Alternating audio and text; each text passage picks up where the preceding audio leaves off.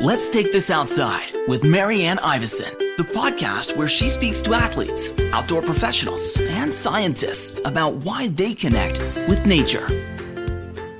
Emily Rodger is a former elite athlete, avid fly fisher, and certified executive coach.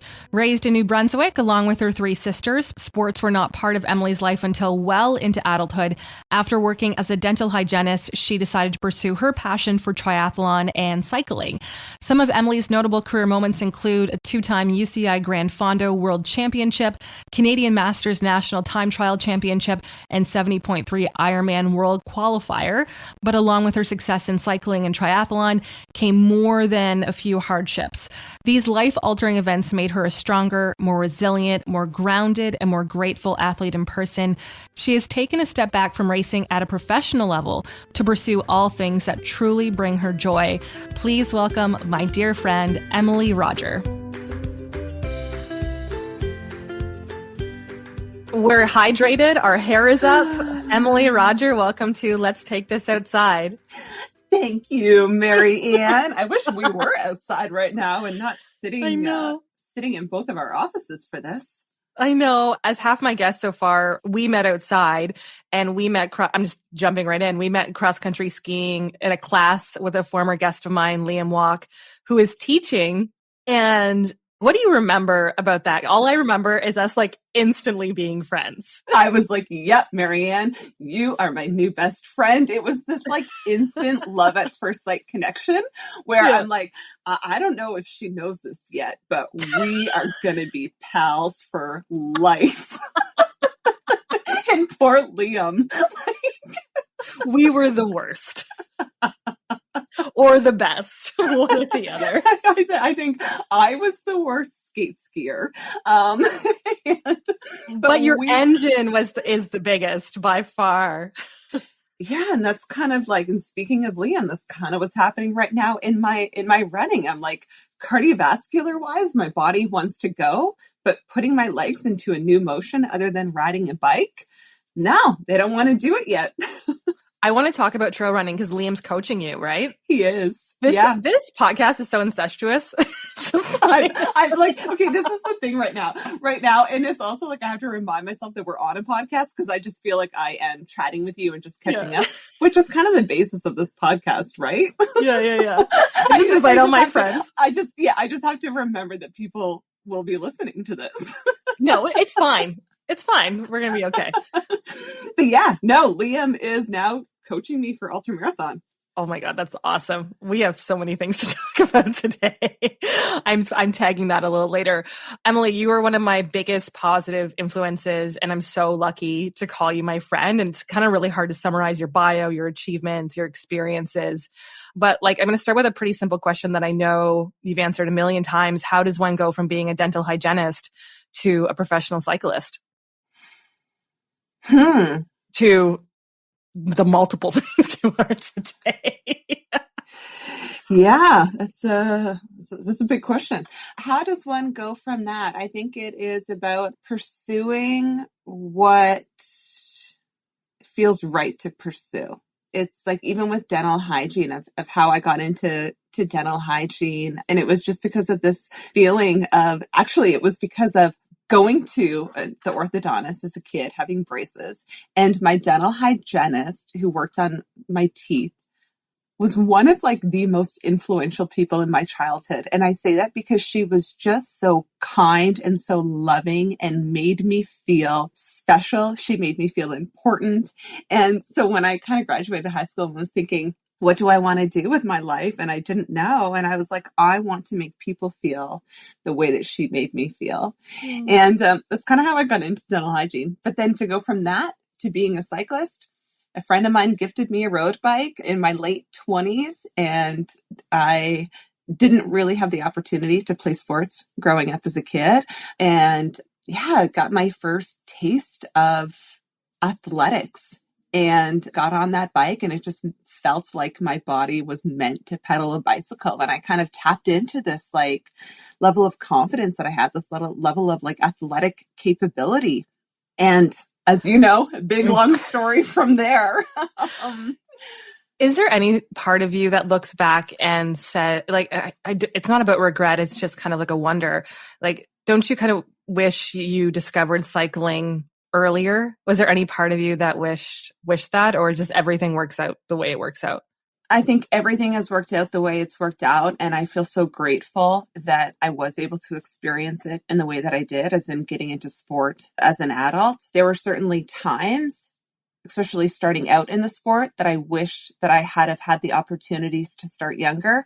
But those were all based on feelings of feeling unworthy of being in the sport and feeling like I didn't belong. Because it was, especially when I became an elite athlete, it was racing against girls who kind of grew up in sport, spent their entire lives in some sport or another, whether it was cycling or whether they had another kind of a background. And I just didn't feel like I belonged a lot of the times. And I felt like I could not have opportunities, or that I should not be racing at that level because I didn't have the same background as everyone else. So I think that was the only time that I had wished things were differently. But in the bigger picture, no, I feel so fortunate that I was able to experience the way that I did, because I can now relate to so many other people who are wanting to start things later on in life when they kind of feel like they've missed their window. It's like, there is no window. There is no thing of like, you have to be playing basketball by the age of 6 if you're going to excel at it and make it to the NBA. Like, no, who's to say that? Like,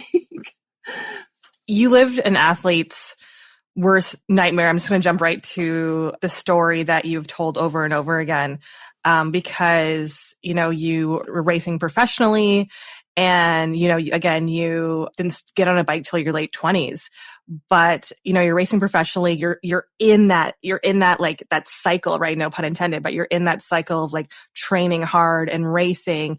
And not once, but twice you've been in severe bike accidents. And I would love to hear that story again for my audience, because your story and where you are now is incredibly inspirational. But it didn't happen just once, but twice. And you're still here and we're chatting a few years later. Yeah. So I was 27 years old when a friend of mine first gifted me a bike. Mm-hmm. And a year later, I was doing my first ever bike race. And this is the first competitive event that I had ever been in. And I had no clue what I was doing. All I knew was that like I had to pedal hard. And I was in a group of like 100+ riders for a 100-mile event. But yeah, I raced that race, and it was just the greatest feeling of accomplishment ever. Finishing that race, and I finished like I did well. Did you? Come on, what'd you do? Tell me, what is it? What place did you get? I think I was like 4th or 5th. And there was like pro riders and I had no clue what I was doing. Can I ask quickly, is that when you knew that you had the possibility of being elite? Is that when you knew? Yeah. It was like I surprised myself as to how strong I was. And just this knowing of just when to attack, when to do something, where to be in the peloton. It was like, there were so many things that just felt so natural, but also unnatural. I knew that I had a lot of like technical stuff that I needed to figure out, but I was so intrigued by it. And I went home that night. I was in Arizona. I was spending some time down there, and I went back that night and just started looking at bike races. And I was like, I am going to do this. And then a couple of days later, I was out for a ride and was a few kilometers from my house in Arizona, and a lady ran a stop sign and T-boned me, and I landed headfirst on the pavement, was airlifted to a trauma hospital in critical condition, and had a long road to recovery of brain injury, of multiple broken bones. I broke bones in my face, lost my top teeth, and suffered very severely with post-brain injury stuff, with PTSD, with just a lot of not only physical injuries, but mental health injuries. And I did get back on the bike, obviously. And as soon as I was medically cleared to be out riding again, which I think was 4 months after the accident, and 6 months after the accident, I started racing again. I raced road racing, and then a friend of mine suggested that I try a triathlon, and I had never done a run event. I didn't even I had to Google the night before what even a triathlon was, like what discipline, like do you bike first? Do you wear your helmet when you're running? Like do I wear while I'm swimming? Yeah, exactly. Yeah. Do I wear my wetsuit on the bike? Does my bike go in the water? Yeah. Do I pedal underneath the water? I actually have so many funny stories about me in triathlon and just what? Not Come on, really knowing what was going on. Of starting in the wrong group. Like starting in the completely wrong group, doing the swim and then getting out and being like, that was not me. So then having to restart with my age group. Whoa. Was it the age group or the distance? What was it? The distance. The distance. I swam the distance of an Olympic triathlon when I had signed up for the sprint. It just yeah. The funny thing, I ended up coming second overall. And I'm sure these people are like, who is this girl and what is she doing here? So anyways, I raced triathlon for a couple of years and then had a foot injury right before I had qualified for half Ironman Worlds. And I was doing a local event a couple of weekends prior to that and ended up tearing a muscle in my foot and couldn't run anymore. And then so that's kind of when my coach was like, you're really excelling on the bike. Why don't you keep pursuing cycling? So I just started racing more and more races on the bike and won a national title and then a world title and no big deal. No big deal. No. You just glazed. You're like, just a national title. You just glazed over it.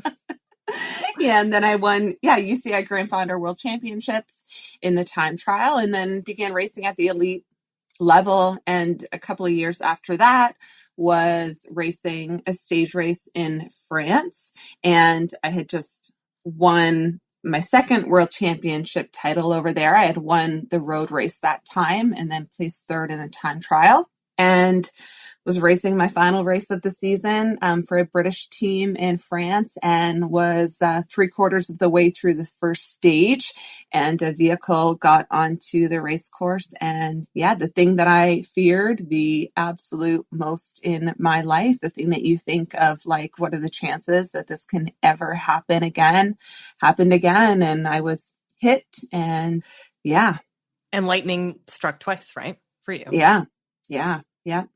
I remember us chatting about the perspective shift on life for you after these events, because the second accident, I know things changed for you when it came to perspective on exercise and then your relationship with your mind, your body, your spirit. So what happened? What changed after that second accident?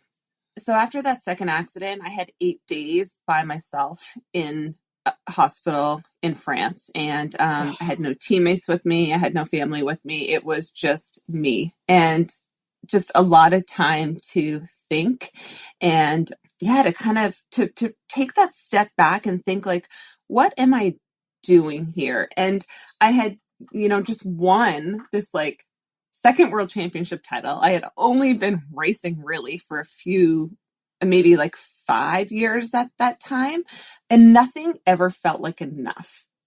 Even when I won a race, even when I won world championships for the second time, it never felt like enough. I wanted more, and it was so short-lived. It's you're only as good as your last race results.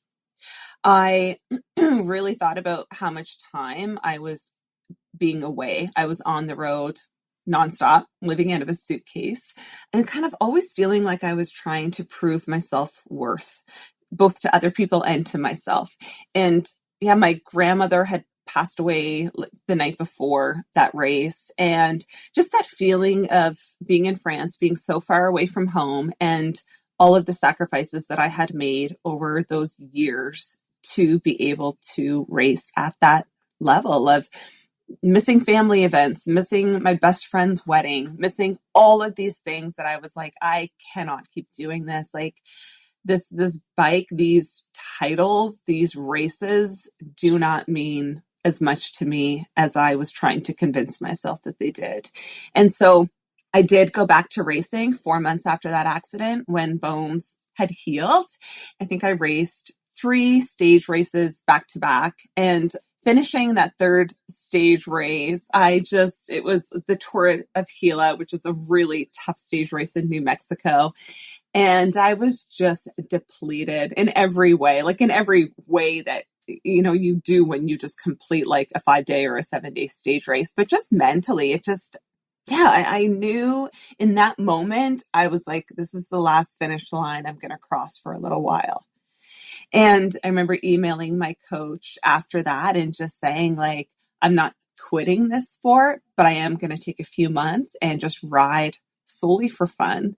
And I don't want to have anything on the schedule for the next few months. And I just need to kind of refine this passion that I have with the bike, with life. Like, I want to spend time with my friends. I want to spend time with my family. I want to spend time fly fishing. And so, that's kind of where it stopped. Would you say that you were missing connection? Like, what do you think it was? You mentioned your family and your friends, and what, like, if you could define it in like a word or a sentence, what do you think you were missing through all of that? Yeah, I was lonely. My connections were built through the bike at that time. My friends were cyclist friends who, in some ways they got it. And I feel that for friends and for family who didn't really fully grasp the sport, is that like you're living this different lifestyle of just being on the road, of being tired, of just like turning yourself inside out for a team, for a race, for an event. And also to backtrack of how much I was still struggling with my brain injury and with PTSD and with everything else from that bike accident, that I pushed a lot of people away because it was easier that way. Yet, looking back, like I was really lonely, and the bike was kind of what I had. The bike was a distraction. The bike it gave me purpose at a time that I didn't know what other purpose I kind of had in life. Were you able to get mental health support, or was that not till later? So initially, right after my accident, I did do some therapy, but I immediately stopped it just because it was too painful to work on. And I was in real denial of what it was that I was going through. It wasn't until a couple of years after that initial accident in 2015 that I realized how much I needed, professional help.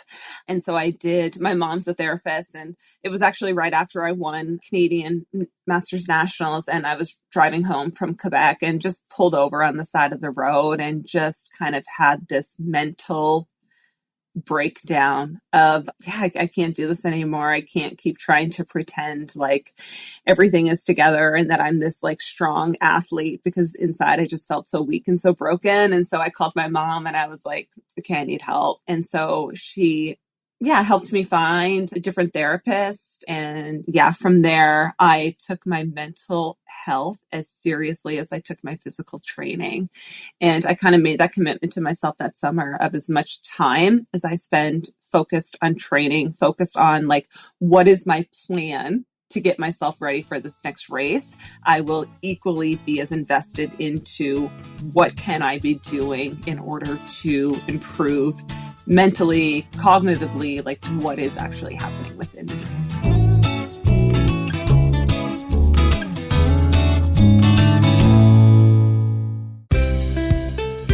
Let's take this outside with Marianne Iveson. You almost neatly wrapped up this story and your journey in a documentary called Cadence. Can people watch Cadence right now? Where can they watch it? And what was it like to kind of relive that experience a little bit and turn it into this beautiful documentary? Yeah, so Cadence it's a short film. It's 17 minutes. It was produced by Hemmings House Productions, and it's doing film festival rounds around the world right now. So people can view it through film festivals, or they can also book private screenings of it now as well. And I'm also in the process of doing CBC is putting out a 1-hour version of the documentary. So amazing. That's awesome. Yeah, that gave me chills. Oh my gosh, that's awesome. Yeah, they saw the short film and they're like, we want to produce this into a longer one and include more of my story. So that is, being kind of wrapped up in the final editing now. But as far as what was my experience of filming it, when I was kind of first asked to do the documentary, I said, absolutely not. Like I did not feel that I had a story worthy of sharing, that people would care to hear what it was that I've gone through. I also felt like people have been so sick about hearing, oh, Emily Rodger is hit by a car again. Oh, Emily Rodger wins another bike race. Oh, Emily Rodger catches another fish. Like, I was just like, I do not want my name out there anymore. Another car hit me. Damn it. Like, that's not how people think. Oh, here we go again. That's not how people are thinking. But that's kind of how I was viewing of like. Sorry for laughing. It's just yeah, another one. Another one. Yeah, honestly. And so, but I did eventually say yes, obviously, to having this documentary filmed. And the process of filming it was emotional. I didn't really know what to expect. I think that reliving your story, retelling your story, I think it's something that kind of always changes. The more that I began to accept what had happened, because so many things I was in denial of. There were so many things that I would not speak about, that I didn't want to share, that I didn't want to admit to myself, let alone to others, and just trying to be fully transparent in that. And even when we were filming for the Cadence version, I would not openly speak about my brain injury. And this was just filmed a year ago. And I was like, that is a topic that is off topic. And so it wasn't really touched about or talked about in the film. And then I watched the film and I was like, wow, Emily, like, how honest are you actually being? And so in the next version called Chasing the Current, which is the CBC version, I do more openly and candidly speak about what it was that I really went through from that kind of brain injury perspective as well. If you're okay with it, do you mind if we chat about it a little bit? Just because we can chat about anything. Just very quick, short experience and why I understand this is about 4 years ago, downhill skiing, one and only time, hit my head and still have long-term concussion symptoms for 4 years later. So from a certain level, I do understand what it's like to suffer a brain injury, but, getting hit by a car twice and dealing with, it's, not to compare or but what was your experience like? Because I don't know if people truly understand the mental and emotional impact it has and has long-term. Yeah. And so speaking to initially after the accident, I lived in kind of constant confusion. I could not process my own emotions. I could not process what other people were saying. I couldn't make sense of it. Like, I did not understand what a brain injury was. And then the migraines, the sensitivity to light. Like, I just remember I wanted to be by myself. I wanted to be in a room with all of the lights off. And that's how I was in the hospital. And then it's like you get out of the hospital and it's almost like a shock to your system of what life is actually now like. And it's completely different. Yeah, the memory loss was huge for me. The things like, I've been kind of telling this example lately about how, I eat oatmeal every single morning. I've ate oatmeal for breakfast every single morning for the last 20 years. And after my accident, I had to write down the recipe, the instructions on how to make a bowl of oatmeal. Like, I could not figure out how everything would go together. And I would just become so frustrated. I would become so agitated. I would become so confused. I was triggered by everything, which I think is a combination of both the brain injury and the PTSD of just living through a trauma where your life literally flashes before your eyes and then you are literally fighting for your life. And yeah, the symptoms kind of went on from there, and those lasted for years. I mean, there's things today that I still live with as far as vertigo, I can't even say it right now, goes, like sometimes like sensitivity to noise, to lights, to just little triggers like that. Yeah, it is such a difficult thing to deal with. And it's like, I remember thinking too of booking an appointment with my doctor because I knew something was not right. But it's like, I couldn't even process myself how I was feeling, let alone then be able to put words to it and just try and explain to a medical professional of just something is not right here. The emotional toll and the fact that, when people describe brain injuries, when you break an arm, right? When you broke bones in your face, right? Like that's a very obvious thing, or, your teeth getting knocked out. That's all very obvious. But the brain injury thing and how functional you are today makes it hard to believe like that you're still struggling with vertigo, or that you're still like you're like, yeah, I've just adapted to it. I'm just making the assumption because I feel the same way about my symptoms, but you just adapt to it in every day. And you're like, sometimes I just got to lay down. Sometimes I just, that mood swing, probably long-term symptoms, right? Like, I don't know if you relate to that, but for sure. And I tried so hard to mask what it was that I was going through. And because I broke my face, that is what people saw when they looked at me. Yeah, and right. So that is where so much of the focus went. And I thought, okay, as soon as I can get my teeth fixed, my jaw fixed, get rid of the scars. I did like countless scar reduction therapies because I wanted every sign of that accident, every memory of that accident gone, so that other people wouldn't see it and ask me how I'm doing. And that so I wouldn't have to look at myself in the mirror and think of it.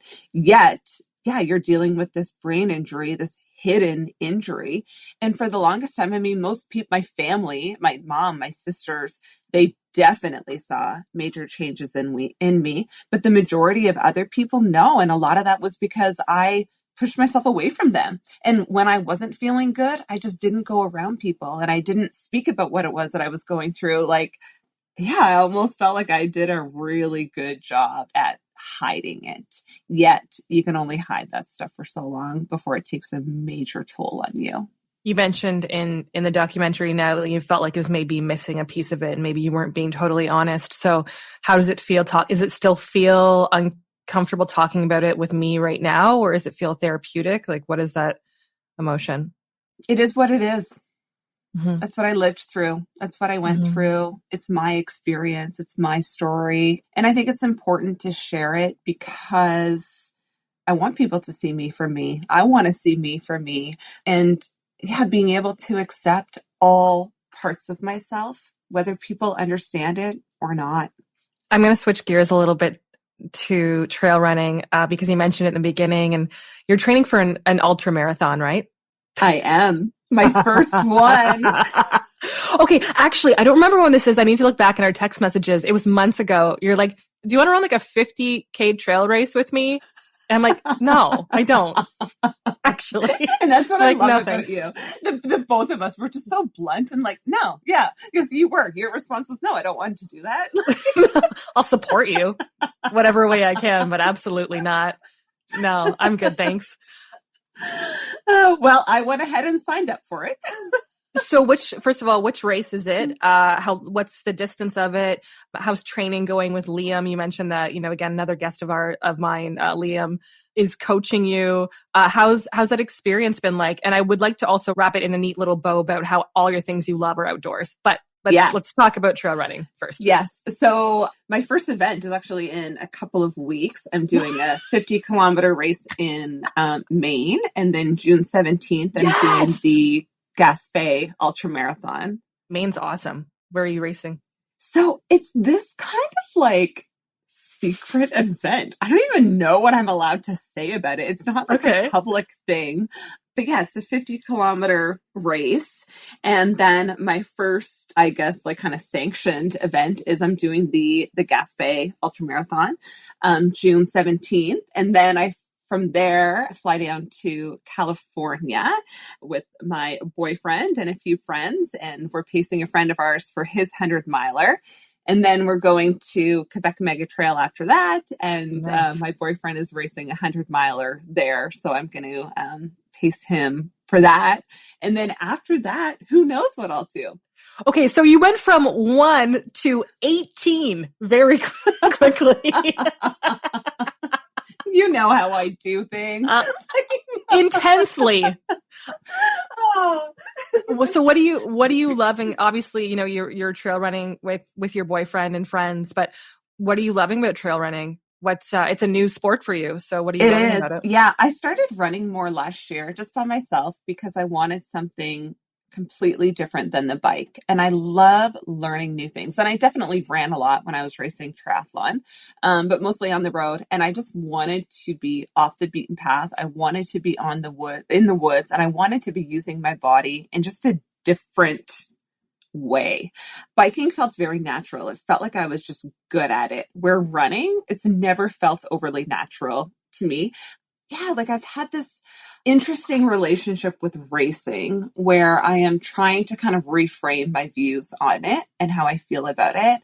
And I've missed it. I've missed competition. I've missed being around like-minded individuals who are just pushing the pace, pushing their bodies. And so that's kind of how the idea of signing up for an ultra went. And yeah, with that, I've reconnected with so many friends and met so many new people. And the ultra running community, from the small taste of it that I've had so far, is so incredible. It is so different than road racing. So different. Yes, it is. Yes, it is. And it has reminded me how much I love to just, to push my body, to see what I'm capable of, to figuring things out. And I hired Liam to coach me because I love having a coach. I love having someone to bounce training ideas off of, and to make sure that I am, because like holding you accountable and holding me back also. What do you mean by that? Explain that. Because I'm like, oh, I ran 10K. Well, I'm sure I could run 100. When it's like, no, Emily, let's. That's how you get hurt. That's how you get hurt. Why don't we start with a 50K? So a couple weeks ago, a short story, my boyfriend Drew and I, we were out running a local trail along the coast. We were doing a 36K You're run. on the East Coast, by the way. Please explain where you are. Okay, New Brunswick. Yep. And it was like 30 kilometers into the run. And Drew was like, Emily, how are you doing? And like, I was hurting, like blisters, like my poor feet. But getting to this mental fatigue, this physical fatigue. And it was this feeling of, this is the feeling that I love. Like there is comfort in this feeling of, it's almost like, physically you've got nothing left. And then it just switches to this like fully mental thing. And that is that feeling that I loved so much on the bike. And it's almost like in that moment, it's like, this is where training starts. Or that feeling of being in a race. And it's like, this is where the race really starts. Just that like grit that you then have to tap into even deeper. And it was in that moment of him asking me like, how are you doing? And I'm just like thinking to myself, like, gosh, I love this so much. Yeah, that grittiness. And I love that.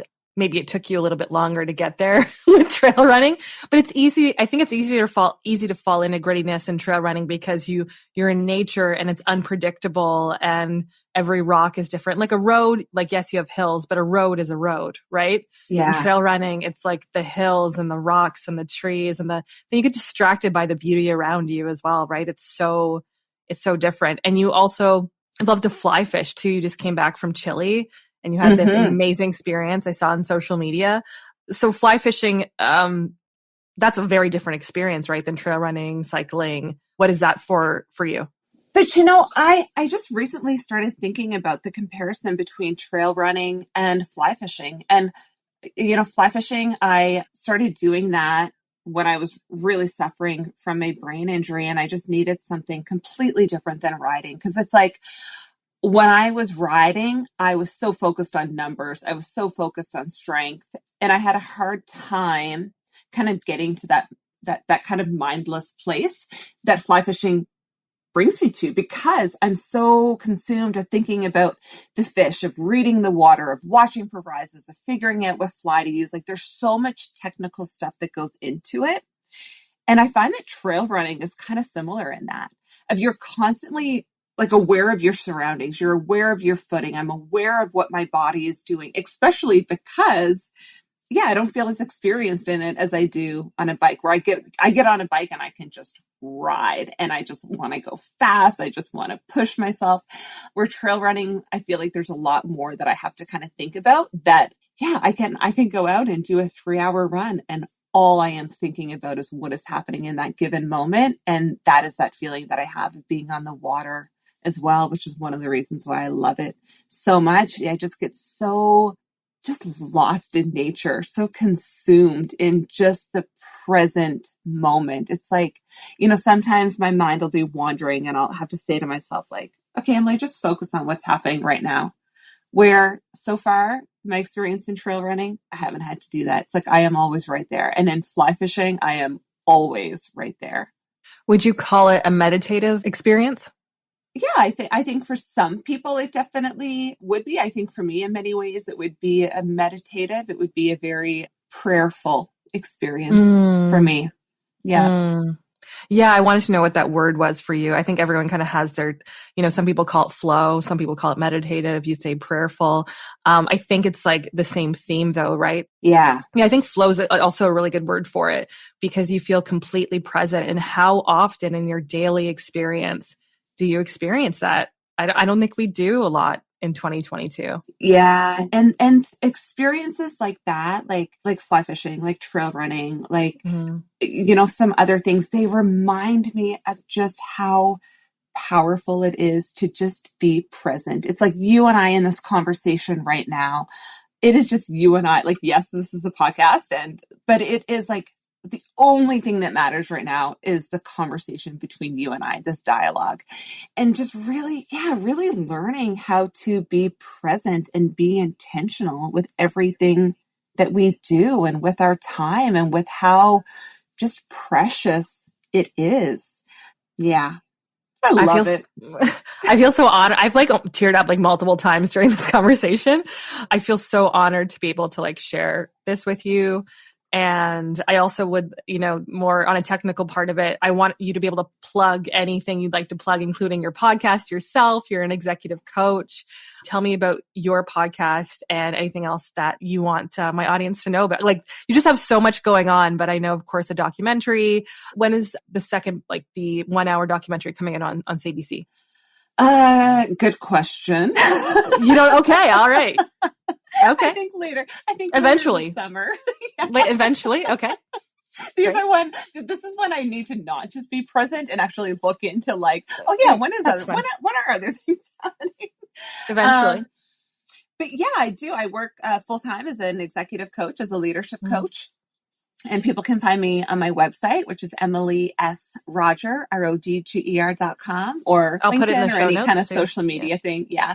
And what else did you say? Oh, your podcast. Yes, I co-host the Boiling Point podcast, which is a leadership podcast. We speak a lot about executive coaching and different leadership in different kind of capacities and stuff.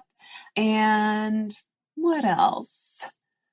I'll just put it all in the show notes at the end. Put all. I'll put it all. There's a lot of notes. I feel so incredibly lucky. You're such a dynamic, beautiful human being. And I feel honored that you'd want to be on Let's Take This Outside. So thank you for this wonderful conversation today, Emily. Thank you, Marianne. And yes, I look forward to soon again actually taking it outside with you. Yes, please come back, please. I will. I'll be back soon. Thanks for listening. For more Let's Take This Outside, go to letstakethisoutside.ca. Produced and distributed by the Sound Off Media Company.